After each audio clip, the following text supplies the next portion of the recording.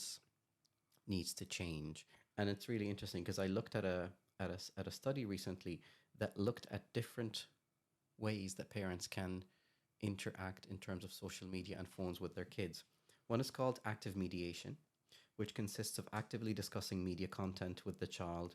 You answer the child's questions, you explain the media content, you also clarify why it's appropriate or not, and encourage the child to use the media in a constructive way. For instance, in the context of safety or digital technology, informing the child of what things are okay to use, Yeah. but also informing them of when to come to you. Yeah. And making sure that they are not going to get in trouble Yeah. if they show you that they have come across something that they shouldn't have come across. Because the minute you get mad at them, Yeah, they shut down. They're they not going shut to tell down. you next They're not time. going to tell you next time. And I don't think that a lot of us do active mediation. We might say it. We might say it. We might say it. Then we have the restrictive mediation, which is the easier one, which is basically limiting the time, saying you can't use screens during this Well, time I and think this you time. do. I think you do that though with younger age groups. Yeah. So restrictive mediation, limiting online interaction and things like that. So you're just saying no, Yeah. without actually interacting. So I'm not saying one is appropriate, one is not. I'm just Yeah. describing the different Yeah. types. Then there's the co-using strategy, where you actually sit down with somebody, with your child, and look or consume media together, where you're watching a video together or maybe playing a game together. Yeah. Again, that's not something I think a lot of us do. We may do it with our younger kids, but we certainly don't do it with our teenage kids Yeah. as much. And then, of course, there are ways of which I do. I have to be honest about technical restrictions, where you have apps on your phone Yes, we do. and you limit the apps that your kids can access, but also the apps that your kids can access, you limit the duration Yes. of each app. For example, you could say Snapchat is only 3 hours a day or whatever. The problem with that is I don't think that one approach Yeah. suits Well, all. I was just about to say, I think we use nearly a snippet of all those Yes. combined together. Yeah. Like we do have restrictive periods. We do have education where we sit down. I do look at things with even Luke and say, oh my God, look at this. And we'll go through it.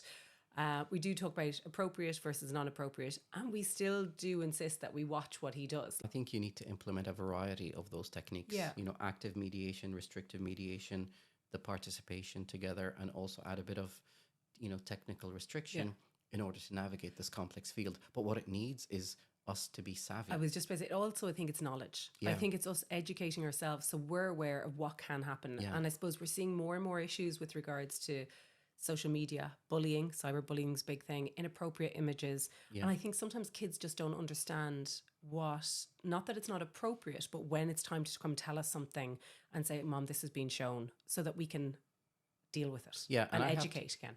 And I have to admit, I think social media is a good thing by and Yeah. large, if we Yeah. know how to use it. Both of us thrive on using our Yeah. accounts. A lot of your business goes through your Instagram. This is how we relay information. Yeah. That's how I inform parents of a lot of different things. But our kids aren't using Instagram. No. Our TikTok kids are is using now. TikTok. Our kids are using Snapchat. And I try and post stuff on TikTok. It just bombs.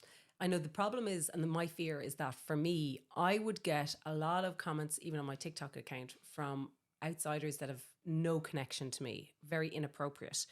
And my fear is that sometimes, they can disguise themselves as friends and have, a very different profile picture.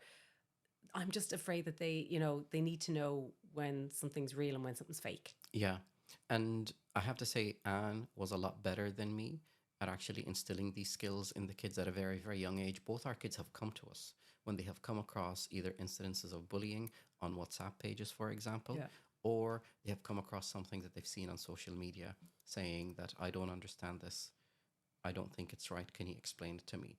My knee-jerk reaction would always be to yell at them for finding it, which is the wrong thing Yeah. to do. Because like we said originally, if you yell at them, they will Yeah, they never won't come come back back. to you again. So being able to actually do that, and it's not easy, especially if they access really inappropriate Yeah. things. Yeah, you still have to kind of keep your calm, keep your cool Yeah. to try and explain it to them. I suppose just it opens up. You really have to change your parenting style as your kids are getting bigger. And I know people say that all the time, but I think we do have more challenges now than what I think my parents faced years Yeah. ago with us.